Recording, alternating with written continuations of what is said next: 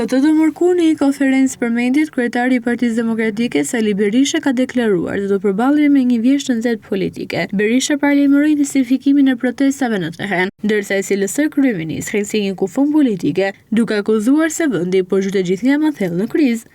Opozita do përdor të gjitha mjetet kundër kësaj qeverie dhe siç e shifni, rrokullisjen e saj nuk ka forcë në botë që ta ndalme.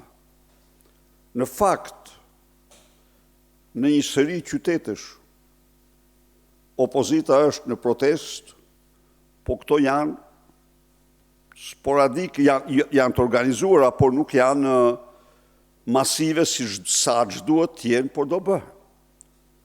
Kështu që me Edi Ramën çdo ditë, çdo javë që kalon, Shqipëria shkon thellë e më thellë në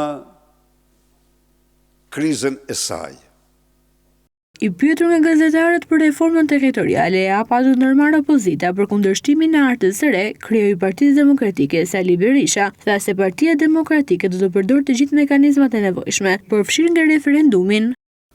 Ne do ndërmarrim të gjitha hapat që ekzistojnë për hartën më të mirë të mundshme të ndarjes së njësive territoriale, harta jonë për diskutim paraqet 100 njësi, por ajo është e hapur që nga diskutimet me komunitetet, aty ku ekzistojnë kushtet më minimale, të krijohen dhe njësi të tjera.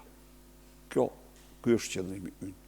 Në përfundim Berisha ka komentuar darkën Alex Soros dhe kryeministrit Edi Rama, duke theksuar se në gjendjen që është Rama, nuk mund ta shpëtojë njëri përfshirë Alex Sorosin.